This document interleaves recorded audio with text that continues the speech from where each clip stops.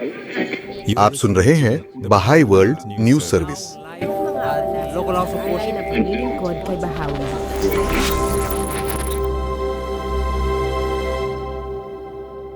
हाल ही में समुदायों के विकास विषय पर बहाई विश्व केंद्र में आयोजित एक सम्मेलन के दौरान एशिया के महाद्वीपीय सलाहकार मंडल की एक सदस्य भावना अनबरसन ने न्यूज सर्विस के साथ यह चर्चा की कि भारत के बिहार राज्य में बहाई समुदाय निर्माण के प्रयास किस प्रकार राज्य के गांवों में समानता की एक नई संस्कृति को जन्म दे रहे हैं। श्रीमती अनबरसन हाल ही में एक परामर्श से प्राप्त अंतर्दृष्टियों के बारे में बताती हैं। वे इन समुदायों की सामाजिक सच्चाई का वर्णन करती हैं और अपने गांवों के भौतिक एवं आध्यात्मिक विकास में योगदान देने तथा समानता की संस्कृति को पोषित करने के लिए बहाई सिद्धांतों से प्रेरणा ग्रहण करने के उनके दशकों के अनुभवों के बारे में अपने विचार साझा करती हैं। बहाई वर्ल्ड न्यूज सर्विस की ओर से यह क्षेत्रों से प्राप्त अंतर्दृष्टियां नामक एक पॉडकास्ट सीरीज है, जिसमें मूल स्तरों से लेकर अंतर्राष्ट्रीय स्तर तक सामाजिक प्रगति में योगदान देने के लिए बाह्य प्रयासों से प्राप्त अनुभवों की चर्चा की गई है।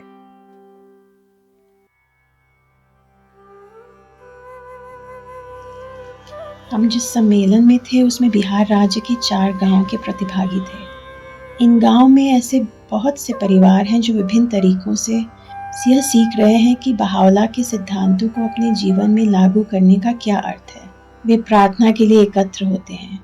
वे बहावला के सिद्धांतों और शिक्षाओं के बारे में चर्चा करने और यह जानने के लिए एकत्र होते हैं कि इन शिक्षाओं और सिद्धांतों का उनके जीवन के लिए क्या अर्थ है। वास्तव में हमारी बातचीत की शुरुआत इस सिद्धांत से हुई कि समानता से हम क्या समझते हैं, इसका क्या तात्पर्य है। इसे समझने के प्रयास में हमने यह चर्चा की कि मूल रूप से आत्मा का कोई लिंग नहीं होता है।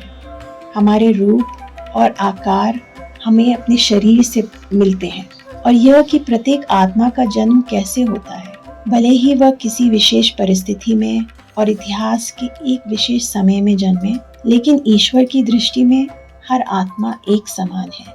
हर आत्मा महान है और अपना विकास करना हर आत्मा का दायित्व है। उसे बढ़ने और विकसित होने का अवसर मिलना चाहिए। और फिर समानता की यह समझ कैसे हमें कुछ संवेदनशील सवालों से आगे बढ़ने में सक्षम बनाती है। यह कि किसी लड़की या महिला के लिए कोई कार्य ठीक है या नहीं, और फिर शिक्षा का विचार भी। हमने इस बारे में भी बात की कि कैसे लड़कियां बाहर नहीं जा सकती क्योंकि सुरक्षित माहौल नहीं है। उदाहरण के लिए उन्होंने कहा या उन्हें चिंता है कि अगर वे बाहर जाएंगी तो गलत रास्ते पर जा सकती हैं, वे जीवन में भटक जाएंगी, क्योंकि परिवार को उनकी शादी की व्यवस्था करनी है, लेकिन उन्हें कोई और पसंद आ सकता है, तो इससे बड़ी समस्या होगी। तो ये भी चिंताजनक बातें हैं। लेकिन अगर कोई चिंता और बाधा है तो समुदाय इन बाधाओं को दूर करने के बारे में कैसे सोचता है।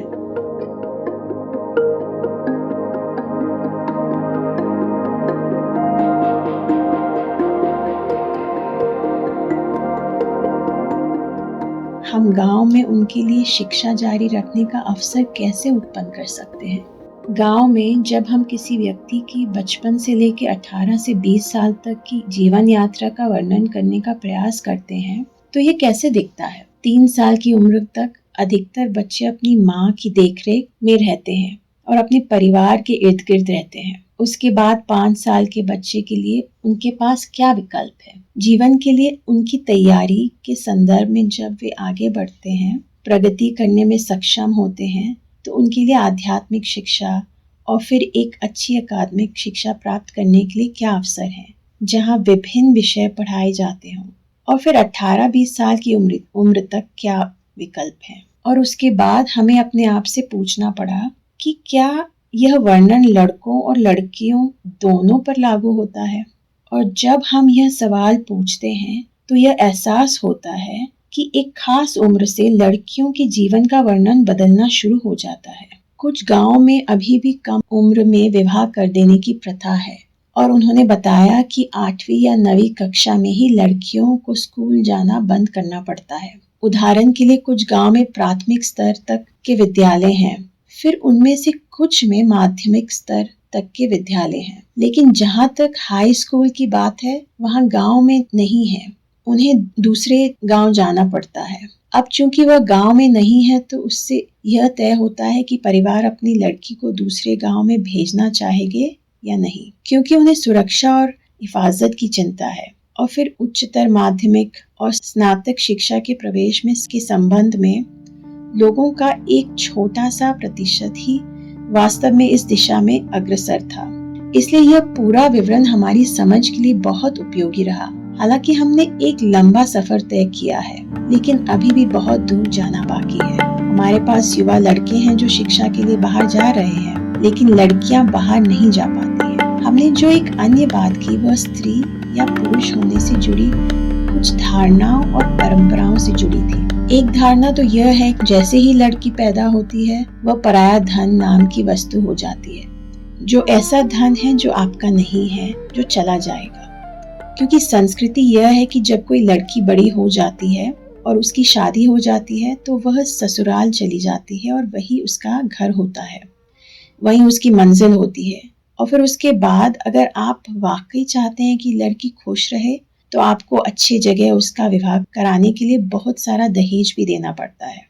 या जब कोई लड़का पैदा होता है तो बहुत उत्साह होता है और जिस तरह से जन्म मनाया जाता है वह लड़की के जन्म से अलग होता है। निसंदेह कुछ जगहों पर ऐसे परिवार भी हैं जो लड़कियों के जन्म को भी अच्छा समझने लगे हैं, लेकिन अगर आप देखें तो ज्यादातर लोगों में अभी भी कई चिंताएं हैं और ये धारणाएं व्याप्त हैं। ऐसे इसलिए क्योंकि आप उस लड़की की भूमिका और उसके दायरा सिर्फ इस बात में देखते हैं कि वह घर पर रहेगी, परिवार की देखभाल करेगी और शायद खाना बनाएगी। इसलिए सरकार ने भी शिक्षा को बढ़ावा देने के लिए कई प्रयास किए हैं और बहुत कुछ हुआ भी है। लेकिन कई बार शिक्षित परिवारों में भी ये गलत धारणाएं होती हैं। जैसे कि एक राज्य में हम अभी हाल ही में चर्चा कर रहे थे कि हमारे पास कई युवतियां हैं जो अभी पढ़ रही हैं। वे हायर सेकेंडरी तक सारी तैयारियां करती हैं और फिर वे नर्सिंग, अकाउंट्स जैसे कई विभिन्न पाठ्यक्रमों में स्नातक की डिग्री की पढ़ाई शुरू करती हैं। लेकिन इसी बीच उनकी शादी हो जाती है और वे चली जाती हैं। उनके पास उस सारी शिक्षा को उपयोग का कोई प्रसंग नहीं रहता है। इसलिए ऐसे कई धारणाएं और गलत फहमियां हैं जिन्हें बदलने की जरूरत है। और उस बदलाव के लिए हमें सबसे पहले यह समझना होगा वे क्यों मौजूद हैं। तो यह सवाल जिस पर हमने बात की वह यह था कि अगर हमारे गांव में कोई प्रथा है तो सबसे पहले हमें पूछना शुरू करना चाहिए कि वह क्यों है। उदाहरण के लिए जब कोई महिला मासिक धर्म से गुजरती है तो इस बारे में उन्होंने इसका पूरा विवरण दिया। ये एक वर्जित विषय होता है, आप इस बारे में बात नहीं करते। क्या कारण रहे होंगे? उन्हें आराम की जरूरत है, उन पर अधिक ध्यान दिए जाने की जरूरत है, उन्हें अधिक पौष्टिक भोजन की जरूरत है और वो ज्यादा भारी काम नहीं कर सकती हैं। आमतौर तक महिलाएं सुबह वाकई जल्दी उठती हैं, वह घर में सबसे पहले जगती हैं, सब कुछ तैयार करती हैं और फिर वह खेत पर भी जाती हैं और वह सबसे अंत में सोती हैं और जो कुछ बचा कुचा होता है वे सबसे अंत में खाती हैं। सम्मेलन में उन्होंने इसके उद्देश्य के बारे में बड़ी अच्छे तरह से बताया। तो यह एक उदाहरण था कि कैसे इन प्रथाओं के पीछे कारण है, लेकिन उन्हें उस रूप में नहीं देखा जाता है। हम बस अंधविश्वासी बन जाते हैं कि चलो अब महीने का वह समय है जब तुम्हें रसोई में जाने की अनुमति नहीं है क्योंकि तुम अशुद्ध हो। तो हम इन धारणाओं को कैसे बदल सकते हैं? एक और सवाल जो वे खुद से पूछ रही थी वह यह कि आमतौर पर गांव में यह असुरक्षित माहौल मुट्ठी भर लोगों की वजह से होता है। ऐसा नहीं कि पूरा गांव असुरक्षित है। इसलिए इस चुनौती से निपटने के लिए पूरा गांव क्या कर सकता है, बजाय इसके कि वे इस बात से डरते रहें कि मुट्ठी भर लोग क्या कर सकते हैं, इस पर क्या बातचीत हो सकती है और समुदाय से इस समस्या से निपटने की जिम्मेदारी कौन ले सकता है, ताकि लड़कियों और महिलाओं के लिए सुरक्षित माहौल बन सके और वे अपनी पढ़ाई के लिए बाहर जा सके। उन्होंने एक और विषय पर बात की। बहुत सी प्रथाओं पर सवाल करना चाहते हैं, लेकिन अब सिर्फ इस नजरिए से सवाल नहीं करना चाहते हैं कि अब हमें सवाल हर चीज पे उठाना है। मुझे याद है कि हम इस बारे में बात कर रहे थे कि हम किसी भी आंदोलन का हिस्सा नहीं हैं जहां हमें रैलियां निकालनी है और अब हम चाहते हैं कि वार्तालाप हो और समानता लाई जाए।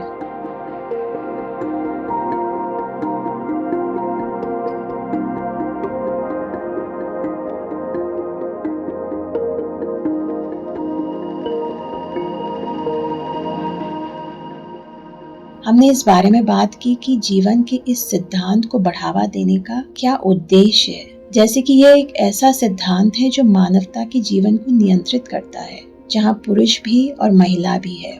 यह एक ऐसा सिद्धांत है या विधान की तरह है जो भौतिक प्रकृति को नियंत्रित करता है, जैसे गुरुत्वाकर्षण का सिद्धांत है जो ब्रह्मांड की कार्य प्रणाली को नियंत्रित करता है। वैसे ही समानता का सिद्धांत है जो मानव जाति के अपने मामलों को सुव्यवस्थित करने के तरीकों को नियंत्रित करता है। जैसे कि हम लोग सीख रहे हैं उद्देश्यपूर्ण जीवन जीना। हम यह अध्ययन कर रहे हैं कि हम एक व्यक्ति के रूप में कैसे विकसित होते हैं, बल्कि हम अपने आसपास के सभी लोगों की बेहतरी और जीने के प्रयासों में कैसे योगदान दे सकते हैं। यह वह जीवन है जिसमें हम एक नए विश्व का निर्माण करना चाहते हैं। हम न्याय और समानता के सिद्धांतों को बढ़ावा देने की कोशिश करते हैं और इसी संदर्भ में हम यह सुनिश्चित करने के लिए हर संभव प्रयास करना चाहते हैं कि दिन प्रतिदिन हम यह देखें कि हम यह प्रयास कर रहे हैं या नहीं। इसलिए अगर मैं अपने परिवार में कुछ घटित होते देखता हूँ, मेरे मन में सवाल उठता है कि मुझे पढ़ने के लिए क्यों जाने दिया जाता है और मेरी बहन को नहीं। मैं इसके पीछे के तर्क को समझने के लिए एक प्रश्न पूछता हूँ और जब यह तर्क दे दिया जाता है तो यह देखने की कोशिश करता हूँ कि यह अच्छाई और सबके लिए समान अवसर के बारे में मेरी मान्यता से मेल खाता है या नहीं। विकास के लिए, सीखने के लिए, अपने परिवार में, अपने समुदाय में योगदान देने के लिए क्या यह उन तर्कों से सुसंगत है जो मुझे बहावला की शिक्षाओं के बारे में मेरी समझ से प्राप्त होते हैं। अगर ऐसा है तो फिर हमारे लिए यह ठीक है और हम उस परंपरा के साथ हैं। लेकिन अगर यह उसके अनुरूप नहीं है तो मैं अपने और समुदाय के पास उपलब्ध साधनों के साथ क्या प्रयास कर सकता हूँ कि वांछित बदलाव ला सकूं। तो ये एक बहुत ही अच्छी बातचीत थी और मुझे याद है कि एक सज्जन थे जो शादीशुदा है और उनका एक परिवार है और उन्होंने कहा कि अब अपने परिवार के लिए वे अपनी बेटी को पराया धन या किसी और की संपत्ति के रूप में नहीं देखेंगे। लेकिन मुझे एक बात यह भी याद है कि मित्रों ने कहा था कि मैं अपने स्वयं के दैनिक जीवन में, अपने परिवार के साथ, निजी जीवन में इसके बारे में कैसे सोचता हूँ, मैं क्या तालमेल बिठा सकता हूँ और मैं क्या सवाल पूछ सकता हूँ और मैं उन सवालों को किस रूप में देखता हूँ और यह जान सकता हूँ कि वे बहावला की शिक्षाओं के अनुरूप हैं या नहीं। सिद्धांत के संदर्भ में जो भी सही है उसे अपनाएं और फिर जरूरत के मुताबिक सही तालमेल बिठाएं और यथासंभव अपने मित्रों को की सहायता करने का साहस रखें। एक बात जो मित्रों ने स्पष्ट की वह यह कि शायद हम बहुत बड़े साहसिक कदम नहीं उठाने जा रहे हैं, लेकिन समुदाय के साधनों के भीतर जो भी संभव और व्यवहारिक हो, हम इस बदलाव को लाने के लिए छोटे छोटे कदम उठाने वाले हैं। तो मुझे सचमुच लगता है कि यह बातचीत बहुत अच्छी थी। ठोस योजनाओं से भी बढ़कर मुझे लगता है कि वे जिस बात पर सहमत हुए वह यह है कि सिद्धांत अब उनके हर प्रयास को आकार देने वाला है। इसलिए जब वे शिक्षा के बारे में सोचते हैं तो समानता का यह सिद्धांत उनकी सहायता करने वाला है।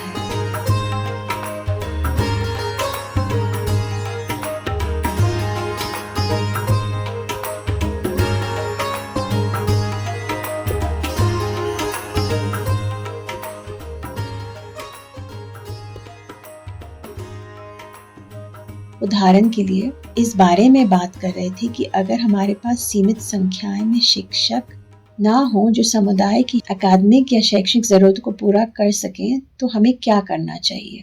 हम यह कैसे सुनिश्चित करें कि हम कम से कम लड़कियों का समावेश करें, यानी हमें हर संभव प्रयास करना चाहिए। उन्होंने कहा कि अंततः हम चाहते हैं कि हर बच्चा शिक्षित हो, लेकिन व्यवहार में वह यह देखने की कोशिश कर रहे थे कि इसका क्या मतलब है कि हम लड़कियों को अंत में नहीं रख सकते। हम सुनिश्चित करते हैं कि वे इसमें पहले आएं क्योंकि वे भविष्य में माँ बनेंगी और ऐसे परिवारों का पालन पोषण करेंगी जो अच्छी तरह से शिक्षित होंगे, बशर्त कि उन्हें सही शिक्षा प्राप्त हो। तो हम इस बारे में बात कर रहे थे कि हम समुदाय के शैक्षणिक जीवन को बढ़ावा देने में कैसे योगदान दे सकते हैं, जैसे कि समुदाय में शिक्षा की प्रक्रिया में वह एक नए स्तर पर कैसे पहुंच सकता है।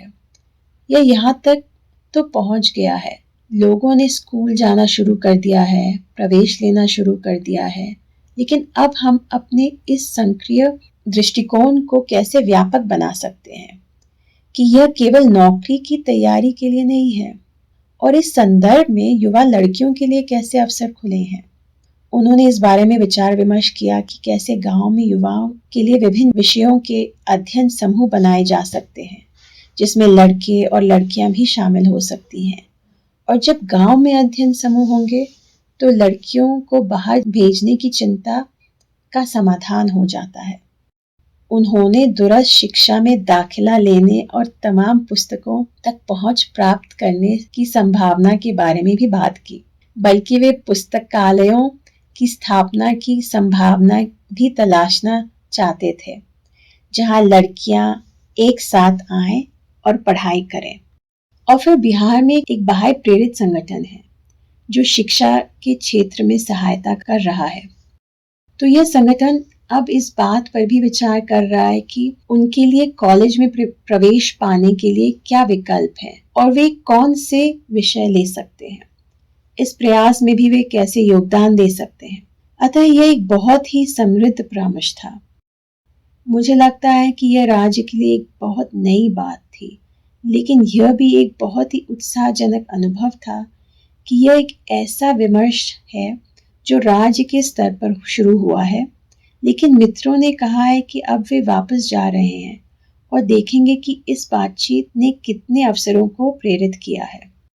तो चाहे वे परिवार समूह में जाए जहां वे प्रार्थना के लिए एकत्रित होते हैं, शिक्षा और पारिवारिक जीवन के बारे में अपने सरोकारों के संदर्भ में वे स्त्री पुरुष की समानता के महत्व के बारे में चर्चा कर सकते हैं।